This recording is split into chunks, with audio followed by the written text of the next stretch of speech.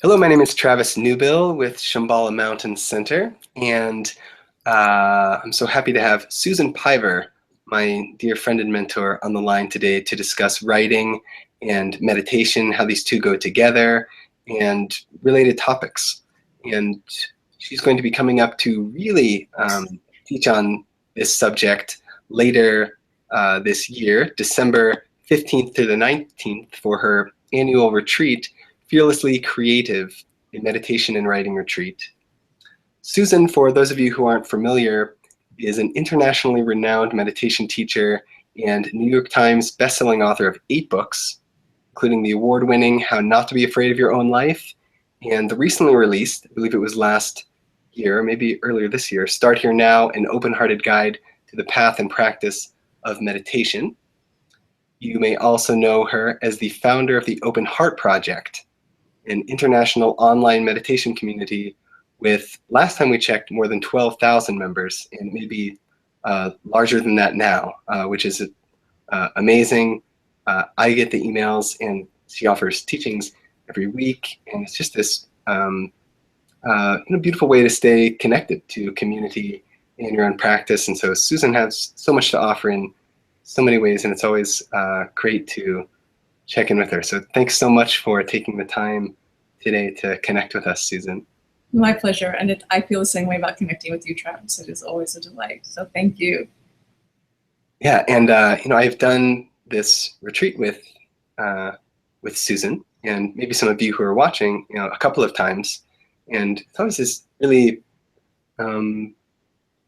lots of deep immersion into writing, and then also into community and into one's own heart, a self-reflective space. Shambhala Mountain Center is situated in this majestic natural environment, and Susan leads the retreat in such a way that it's not so much about like, here's how to write, or here's what you should do with your writing, any of that kind of stuff, but she employs what we may call the container principle, just kind of setting up these blocks of time with intention, such that this is for deepening into meditation, this time is for writing, with a beginning, an end, and in between, anything can happen with that intention. And I think that what I will also say before we go further into the conversation is that we had a great discussion, Susan and I,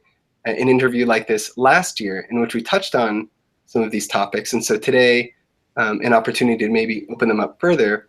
And this idea of container principle and how that it works for the writer seems to be quite a potent topic. And I wonder what may be coming up for you around this now that we could maybe enter into. Yeah, so happy you brought it up. It's for us Shambhalians, as you know, and any other Shambhalians, it's a part of our lineage to contemplate what is meant by container principle and to employ the container principle, which makes it sound like it's a specific thing, but it isn't. It's mysterious and interesting what it is. I guess it kind of points to the background in which an activity happens in the foreground, and usually our focus is on what's happening in the foreground, and the environment in which it is happening just is incidental. But container principle, much like the practice of meditation, suggests that you sort of flip those, that you place primary attention on the background, and whatever is in the foreground, you just sort of, push it away, try to hold on to it, but you don't make it the primary object of your attention. And there's something about this attention to the background, quote unquote, that is profound. So at the same time, it's very ordinary. So an example of a container is, if you sit down to meditate in your house, where you are right now, or me in my office where I am right now, it feels one particular way. But if you got up and went into town and got on a bus, and practiced meditation there, it would feel different. Even though you are the same and the practice is the same, the environment has changed, and it has inseparable influence on the experience. So the background and the foreground are inseparable. And for writers, this is especially interesting, I think, because we believe that that all our attention should be on the foreground, which is, what do I have to say? Will it sound smart? Has it been said a million times before? Yes, it has, P.S., but who cares? No one said it the way you said it. You know, do I have the right pencil? Do I have the right computer? Do I have the amount of time? Do I have, you know, the right to do it? Just all of these things sort of obsess us. And we don't really pay so much attention to maybe the space in which we write. But the space in which we write is not necessarily defined by the physical space. I would say, and this I think maybe I'm getting a little woo-woo, but it's more defined by time. How do you spend the time? So if you use time as a container, I'm going to start at this time and I'm going to end at this time, it creates containment. It's not do what pencil you use or whether the room you're sitting in is right or your chair is comfortable or anything like that. And very easy and obvious way to think about this is if you have a deadline. And as writers, sometimes we have deadlines. That creates a container. You get it done. Or, you know, usually. Or you say, I need an extension or something. But somehow the deadline causes the process to ignite. And it's very useful. You can't give yourself a deadline, unfortunately. I mean, I don't know why, but it seems to be when it's imposed by another, it's most useful. And then I guess the last thing I want to say about container principle, and the most important thing, is something I heard on an audio cassette years ago that was released by Sounds True.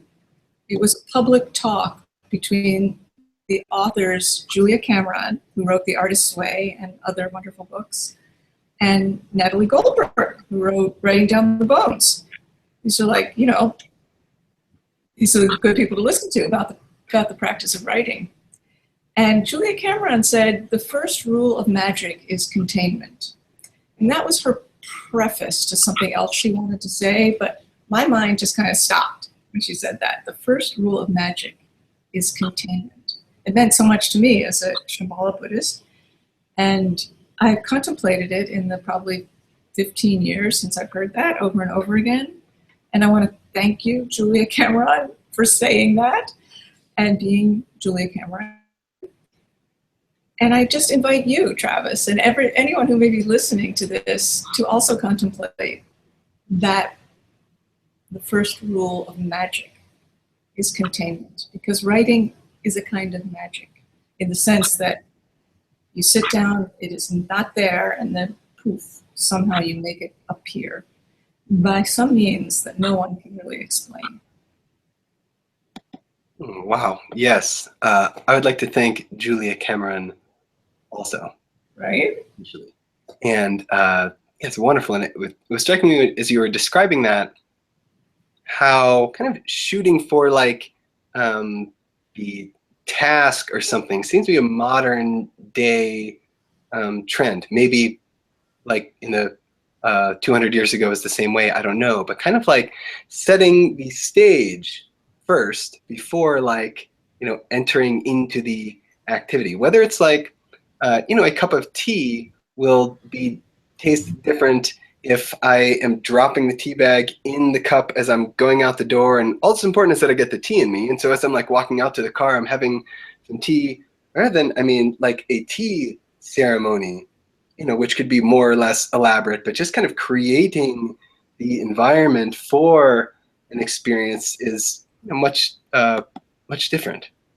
It is, and I agree with you. It is not something that we pay much attention to. We go right to the action, the activity, the beginning, the middle, the end. Is it done? Okay, now move on to the next thing. But in the meantime, there's this whole universe that is not me-centric, much to my shock.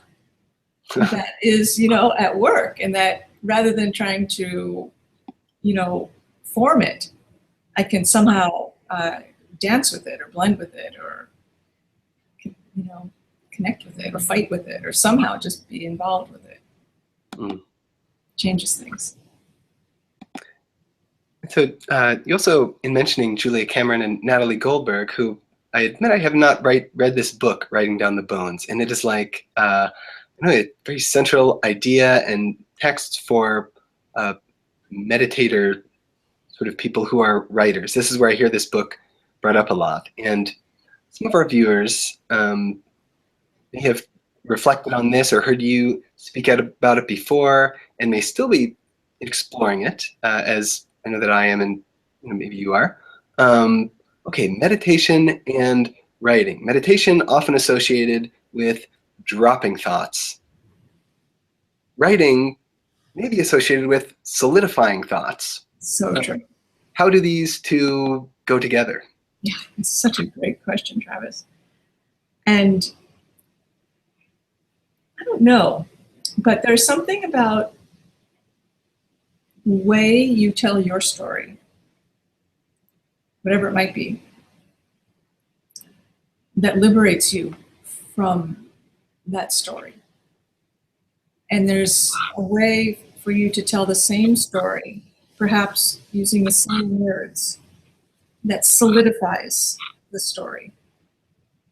There's something about, this is my opinion, obviously it's all my opinion, the process, the magic by which it is created, that either liberates or solidifies. And the story itself is important, of course, but it's not as important as your, say dance, but that sounds so sort of bleh. The way you sort of dance with the process. Like, I can't remember who said this, but I read someone, so I'm not going to take credit for this. It said, the best writing is when you can kind of feel the author in dialogue with him or herself as the writing arises. And I find that to be really so.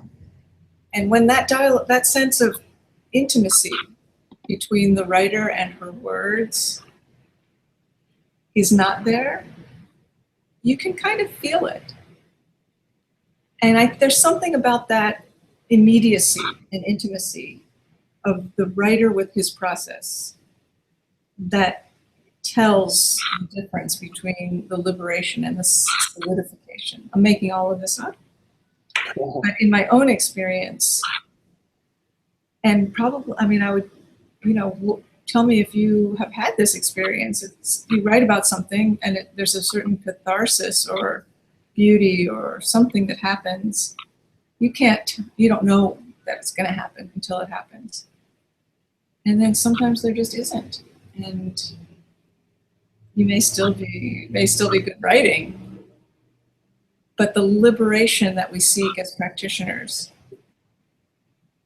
may not be the same. You know what I mean? Yes. This sort of intimacy with our experience. And then this is, I think also extends right out to, well, how are we, we are in the world with others and we wish to benefit others. And so there's another maybe critique or challenge, like maybe addressed at writers or artists is like, well, you're catharsis, like catharsis isn't that nice, but like that's self-absorbed, or how, like, what are you doing to like help others? And I think it's a really subtle thing, because on the one hand, and this came up in our interview last year, or on the one hand, if you set out to like, okay, I'm going to write like something for the people that's really going to I have some message for all of you, and I'm going to like share it and help, like maybe that could be good. And then on the other hand, really getting intimate with one's personal experience and expressing that in a mm, a more creative sort of act rather than prescriptive act, and that those are the words you used last time, which I thought were perfect phrasing, that this could actually be helpful. And actually something came up, and then I'd like to hear your thoughts on it. Because I'm now a grad student in writing. Oh, cool. And sitting here at Naropa, this bit, which I'm so glad that this is coming around, there's this line from Allen Ginsberg, which I think like just touches on this. So I'd like to, Allen Ginsberg, a famous American Buddhist poet, so relevant to bring in here. And I'd love to hear, your thoughts on this. Is, quoting him, "It can't just be a statement of feeling feelings. It's got to be focused and located and embodied in something with which others have contact too." For me, the sense that like our personal experience, others are experiencing, and if we can really like get into it, then maybe others can also, and that is collective liberation could come through this sort of personal liberation. I don't know what your thought may be.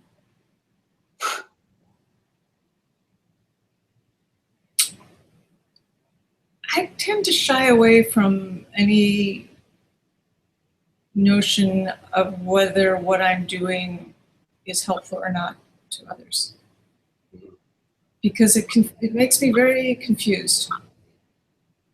And of course, I want to be helpful.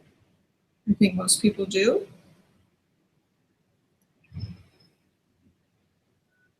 But my main impetus in writing is not to be helpful. It's to discover something. And sometimes it is very self-absorbed.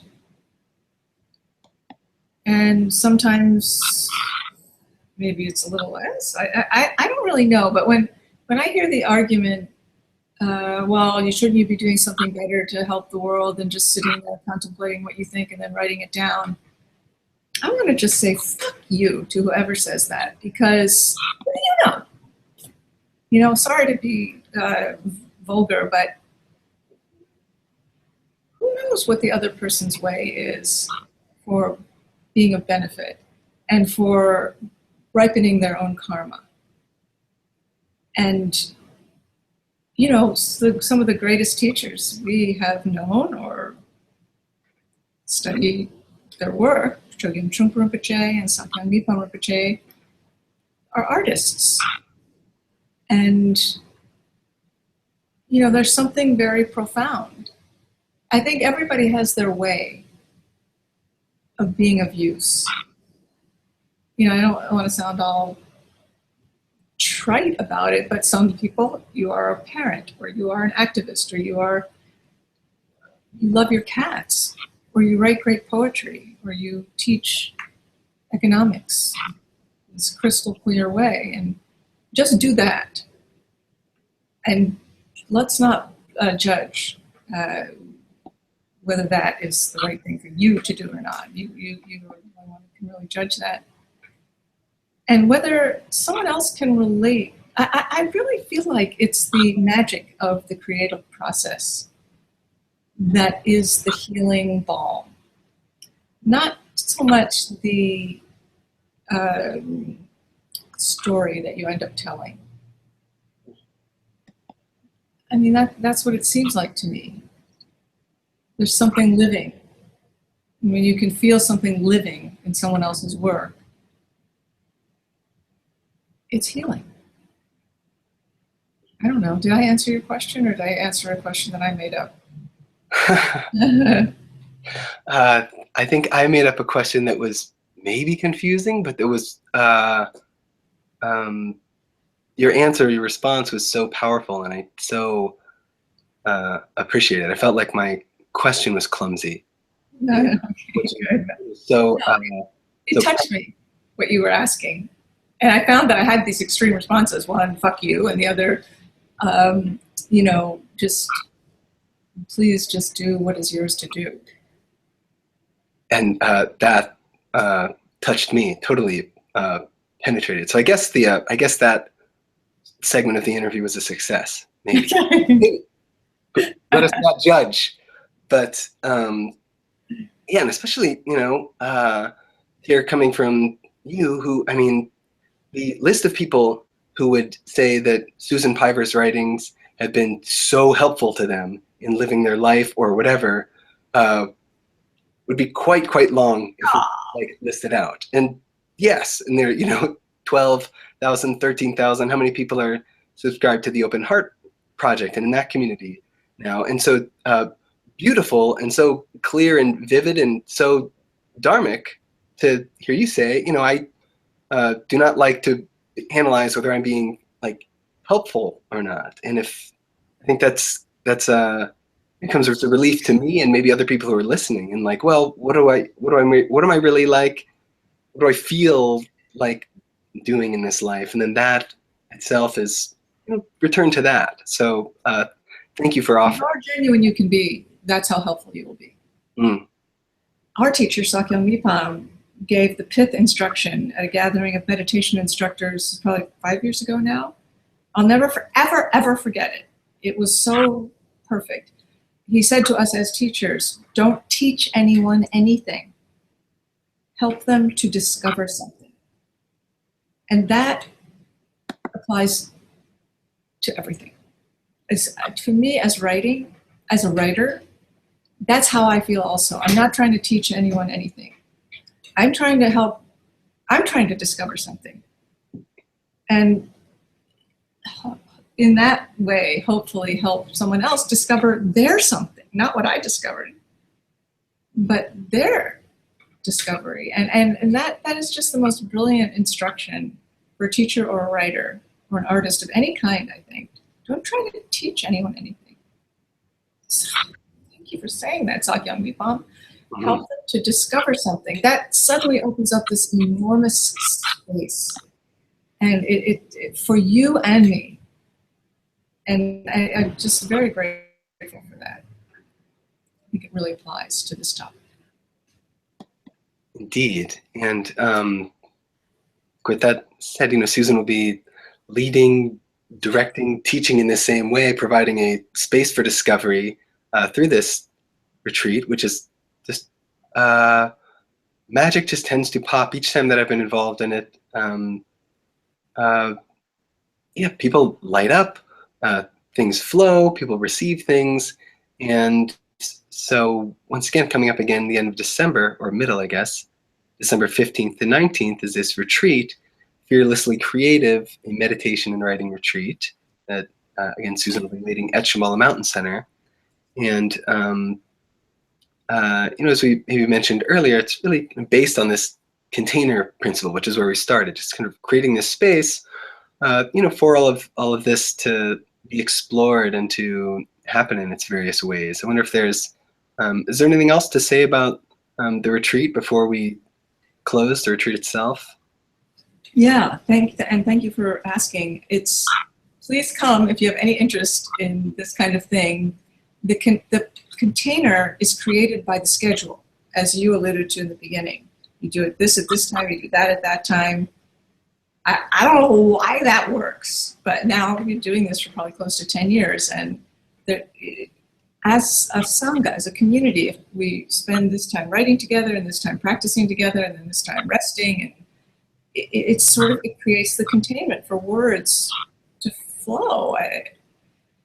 And December 15th to the 19th is like the most awesome time because it's black and cold. And it's just everything in you wants to turn in. And it feels like the whole environment is supporting us to hear our voices and write and be together. And it's just lovely. I really look forward to it every year.